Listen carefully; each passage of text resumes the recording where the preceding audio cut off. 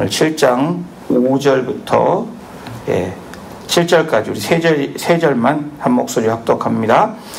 내 하나님이 내 마음을 감동하사 귀족들과 민장들과 백성을 모아 그 계보대로 등록하게 하심으로 내가 처음으로 돌아온 자의 계보를 얻었는데 거기에 기록된 것을 보면 옛적에 바벨론 왕 느부갓네살에게 사로잡혀 갔던 자들 중에서 노임을 받고 예루살렘과 유다에 돌아와 각기 자기들의 성읍에 이른 자들 곧 스룹바벨과 예수아와 느헤미야와 아사랴와 나야마와 나하마니와 모르드게와 빌산과 미스베렛과 비구웨와 느훔과 바하나와 함께 나온 이스라엘 백성의 명수가 이러하니라.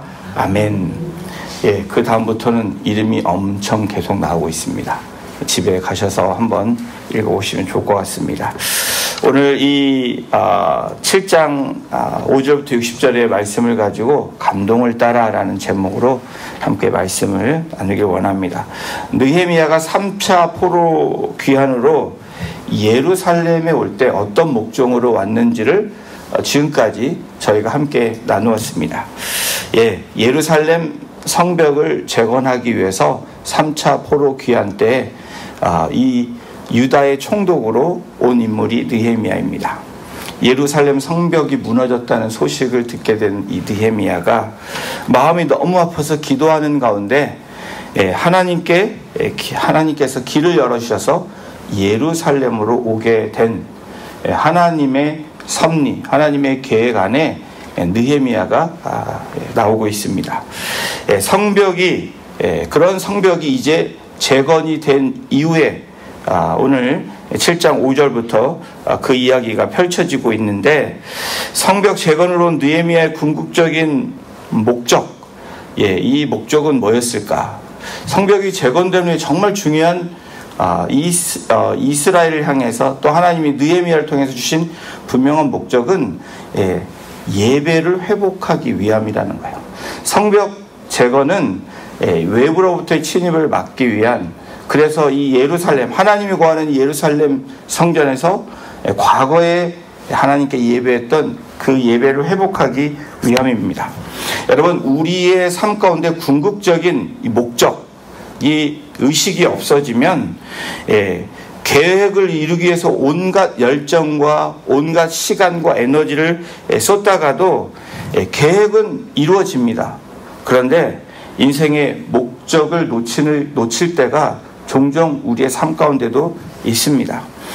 계획 자체가 목적으로 변하면 안 된다는 겁니다.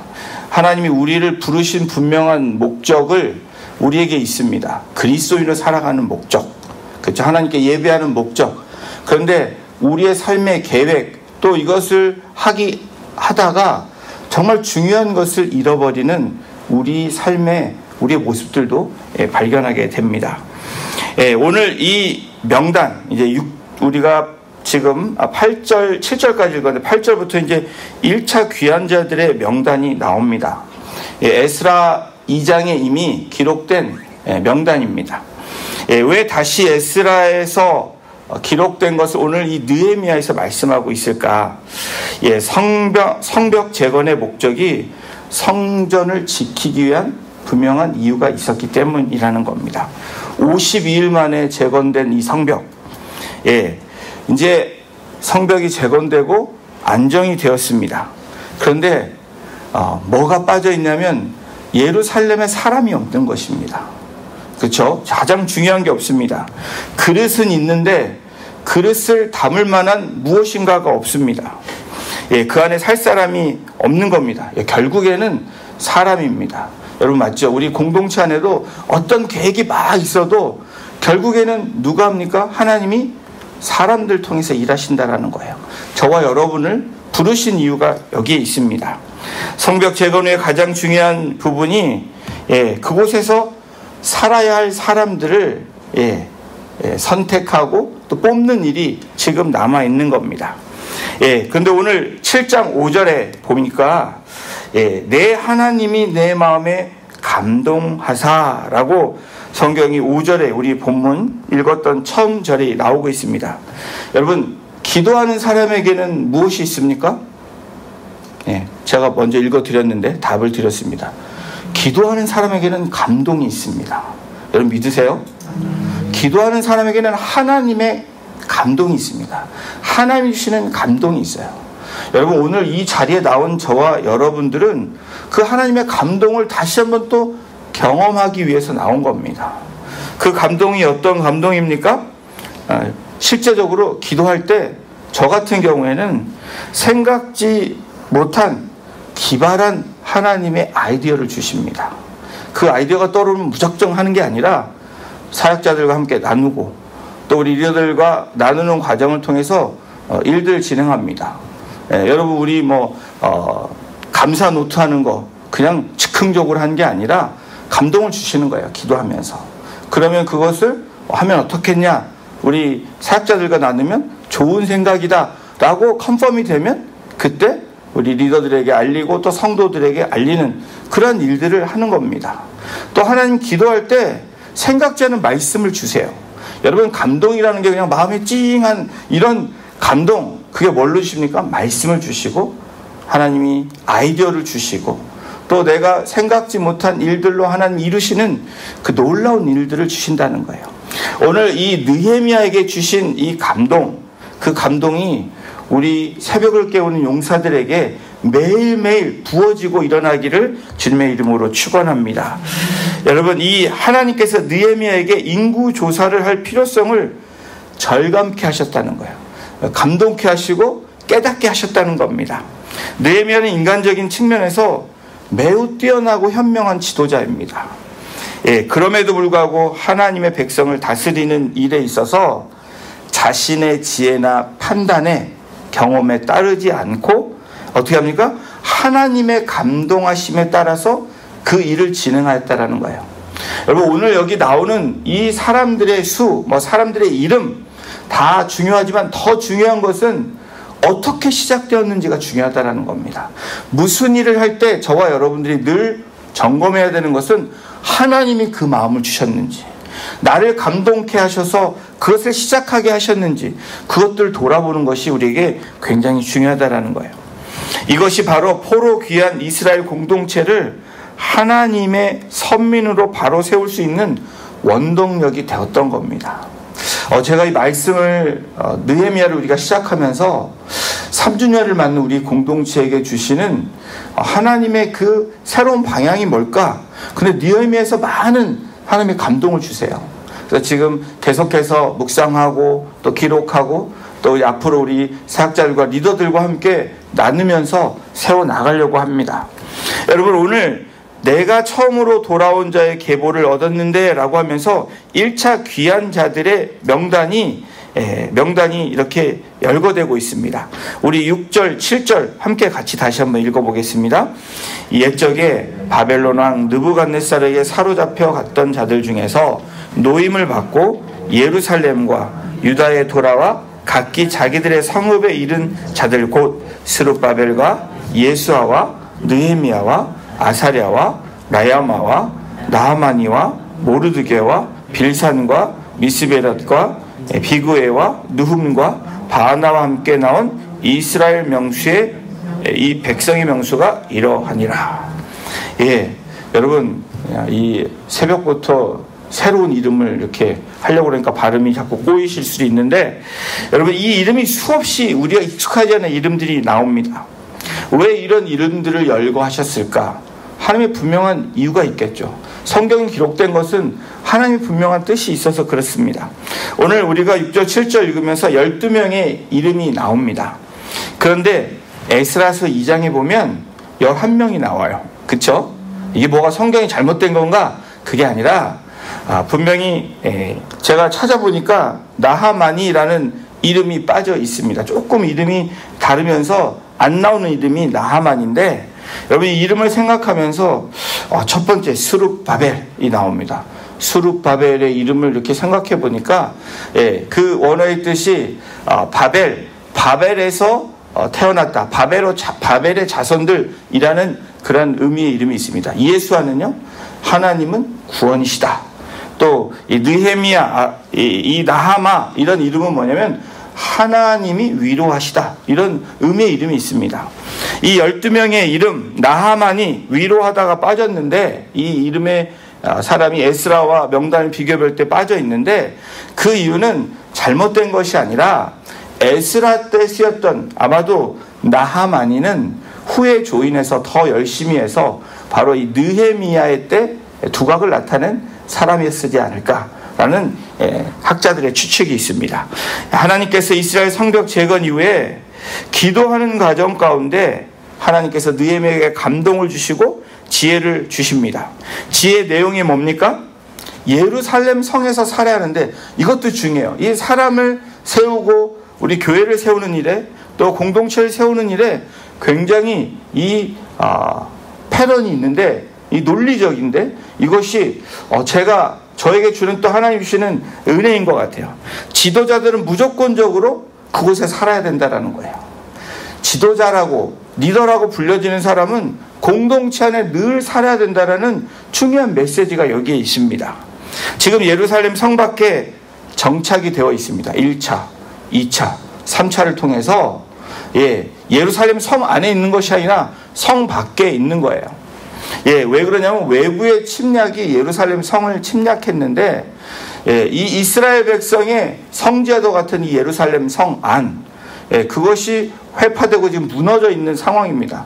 그러니까 황폐되어 있는 곳에서 살 수 없었기 때문에 지금 바깥에서 외부에서 살고 있는 상황이라는 거예요.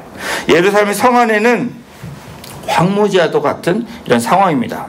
그리고 백성들에게 이렇게 보면 오늘 저희가 읽은 본문에는 나와 있지 않지만 뒤에 가보면 11장에 어떤 기록이 나와 있냐면 제비 뽑아서 10분의 1을 살게 하는 거예요. 그 나온 백성들의 10분의 1, 외곽에 사는 그 백성들의 10분의 1을 제비 뽑아서 그곳으로 이주시켰다라는 겁니다. 이것을 증명하는 것이 느헤미야 11장 1절, 2절에 나와 있는데 제가 읽어드리겠습니다. 백성의 지도자들은 예루살렘에 거주하였고 그 남은 백성은 제비 뽑아 10분의 1은 거룩한 성 예루살렘에서 거주하게 하고 그 10분의 9는 다른 성읍에 거주하게 하였으며 예루살렘에 거주하기를 자원하는 모든 자를 위하여 백성들이 복을 빌었느니라. 이게 공동체를 세워나가는 중요한 어떤 이 원리라고 깨닫게 해주셨습니다. 자원하는 사람들도 살게 하셨다. 이것이 예루살렘의 10%의 인구가 집중해서 살게 하는 그 전통이 지금도 이어지고 있다라고 생각이 됩니다. 여러분, 우리가 어디에 사느냐, 부르심에 따라 어디에 사는 것도 헌신입니다. 우리가 공동체에서 어느 부분에서 우리가 섬기느냐, 살고 일하느냐도 하나님께 헌신하는 거예요. 그것이 저는 사명이라고 믿습니다. 여러분, 공동체에서 나의 부르심이 뭔가? 여러분, 그것이 중요한 사명이고 헌신이라는 것을 믿는 저와 여러분이 되시기를 주님의 이름으로 축원합니다. 여러분, 이 새벽에 나온 것이 헌신이고 사명이라고 믿으세요? 저는 그렇게 믿습니다. 여러분의 자리가, 그 자리가 바로 하나님이 부르신 자리고 또 하나님 주신 사명의 자리입니다. 아무것도 아닌 것 같지만 제가 뭘요? 아닙니다. 여러분, 여기에 나오시는 기도하는 한 분 한 분은 헌신하는 분이고 사명으로 나오신 분이라고 저는 확신합니다. 우리 모두는 사명에 있는 곳에 살아야 되는 거예요. 기도의 자리, 예배의 자리에 나와야지 저희가 살아있는 의미를 알게 된다는 겁니다. 사는 목적을 알게 된다는 거예요. 여러분, 그 자리 없이 자꾸 방황하면요, 자꾸 하나님과 멀어지고 내 사명의 의식을 잃고 방향을 잃게 되어 있습니다. 최근에 저희 케냐 선교사님 친구부가 식사를 하게 됐습니다. 결혼하고 바로 부부가 떠나가게 됐는데 거기서 자녀 3명도 낳고 지금 5년 동안 그렇게 사역을 하고 이제 안식년에서 잠깐 또 나왔다가 이제 자녀들이 여기서 이제 공부하고 또 이제 준비하고 있어서 본인 둘을 이제 짐을 싸고 또 다시 들어가는 그 과정 가운데 만났습니다. 이 자녀를 뒤로 하고 또 사명이 있는 곳으로 내가 가야 될 자리로 가는 것이 바로 하나님이 부르신 사람들의 모습 이라는 것을 제가 다시 한번 또 말씀을 통해서 생각하게 됐습니다. 우리의 자리가 선교지를 가지 않더라도 예배의 자리에 또 내가 조그만 일에 봉사하는 그 자리에 나오는 것이 섬기는 자리가 바로 사명의 자리라는 거예요. 이번 이 필리핀 다보시리에 22년 사역 중인 신기대 선교사 이문희 선교사님도 만나 뵀습니다. 팬데믹 기간에 꼼짝 않고 움직이지 않고 거기에서 격리된 상태로 살았던 겁니다. 사명의 자리, 헌신의 자리에 있다 보니까 하나님이 어떻게 하세요? 일하시고 역사하시는 것들을 제가 그곳에 가서 보게 됐습니다. 오늘 저희가 후반부에 8절부터 60절까지 읽진 않았지만 대략 네 부분의 그룹으로 나누어져 있습니다. 8절에서 38절까지가 그냥 일반 제너럴한 백성들의 명단입니다. 그리고 39절에서 42절을 보면 제사장 명단이 나와요.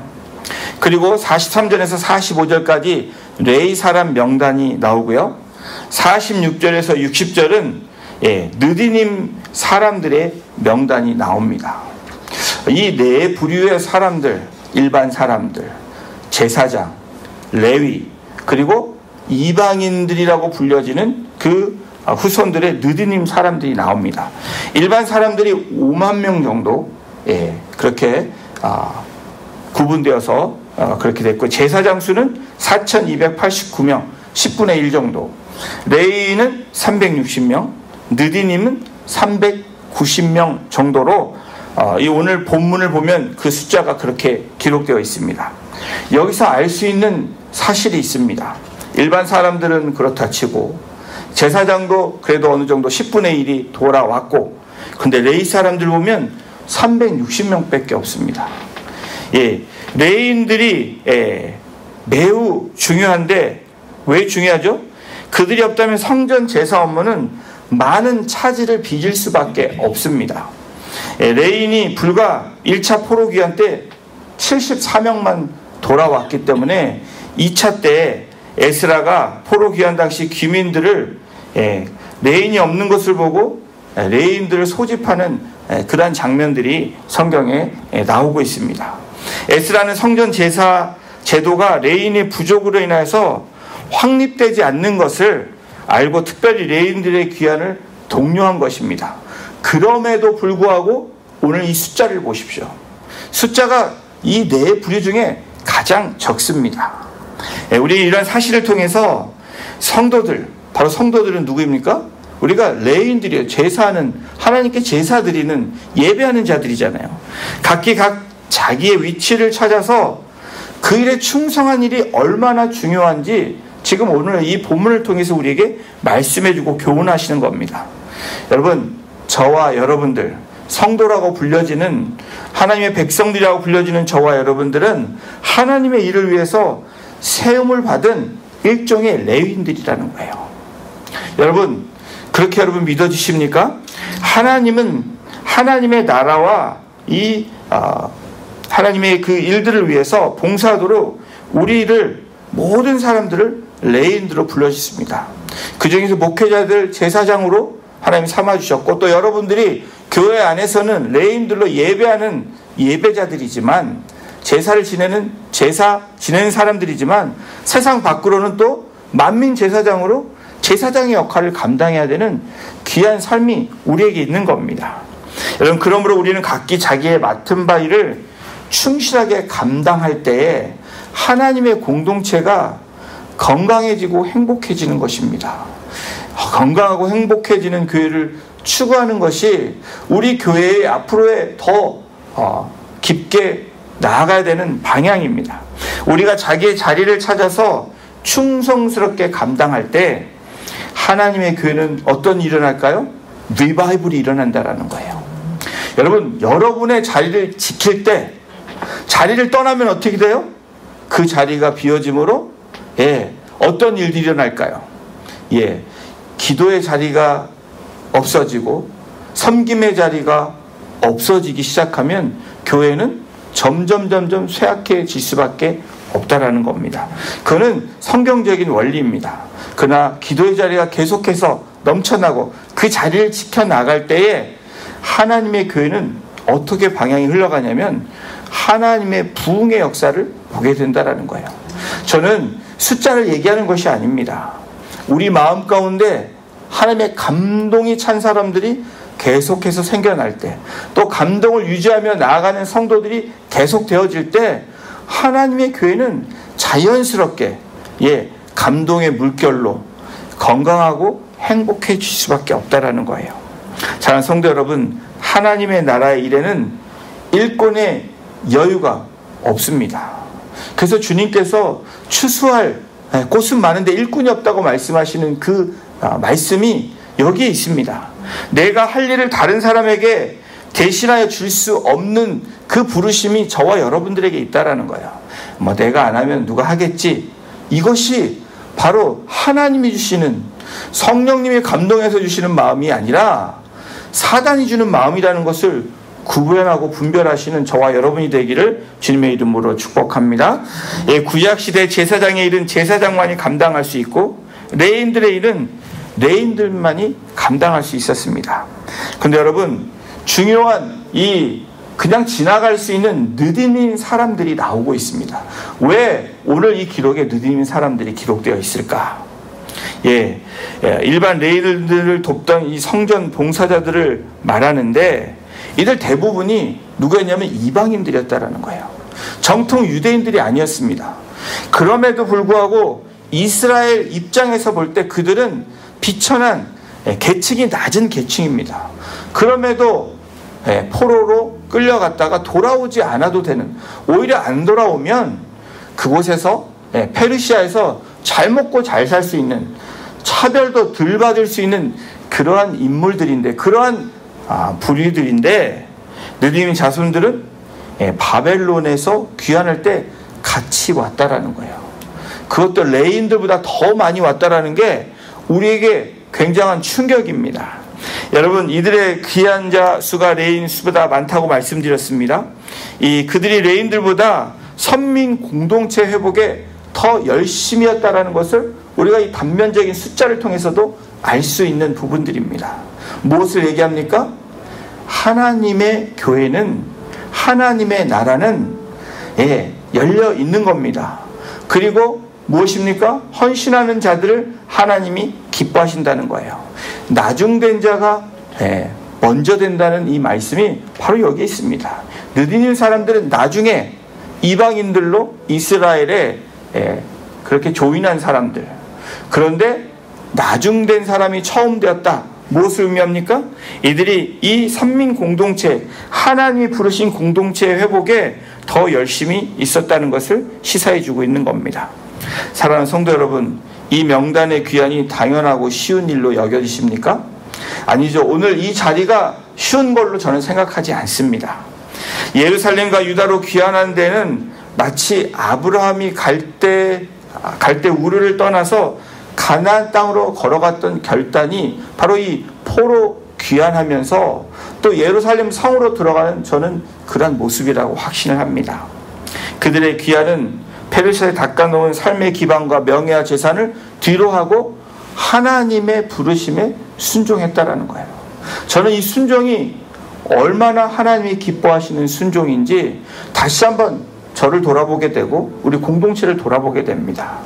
제가 먼저 헌신하고 순종하는 모습이 있을 때에 또 그 선한 영향력이 우리 가정 가운데, 목장교회 가운데, 우리 공동체 가운데 흘러넘쳐서 3주년을 맞이하는 우리 공동체가 다시 한번 하나님이 불러주시고 세워주신, 그리고 재건하신 분명한 이유가 우리 공동체에 있다라는 것을 믿고 우리가 그 말씀에 또 이 자리에 나와 하나님의 감동을 받고 나아가는 우리 성도님들, 특별히 우리 새벽의 용사들 한 분 한 분 되시기를 주님의 이름으로 축원합니다.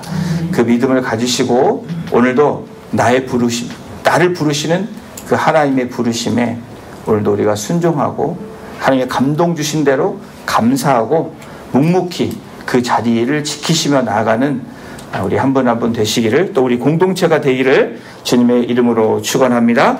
기도하시겠습니다. 하나님 감사합니다.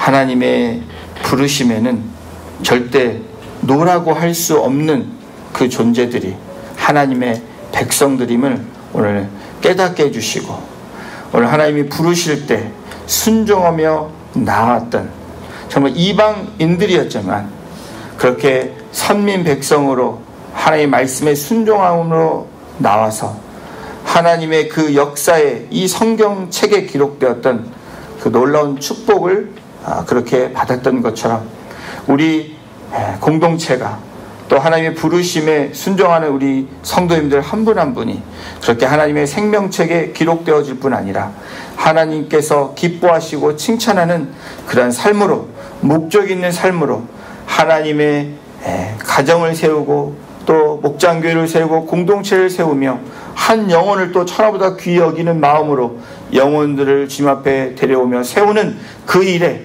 우리가 앞으로 더 힘을 쏟고 기도하며 앞으로 전진하며 나아가는 우리 공동체가 되어줄 수 있도록 주께서 인도해 주시고 역사해 주시고, 특별히 그 자리를 귀하게 여기고 그 자리를 지키며 소명으로 생각하는 우리 새벽의 용사들 한 분 한 분에게, 또 기도하는 우리 공동체 한 분 한 분에게 하나님의 폭포수 같은 은혜가 날마다 쏟아지게 하심으로 하나님의 감동이 늘 임하는, 그래서 그 감동으로 먹고 살아가는 우리 성도님들 되어질 수 있도록 주님 축복하여 주시고 인도하여 주시기를 간절히 간구하며 우리를 사랑하시는 예수님의 이름으로 감사하며 기도드렸습니다. 아멘.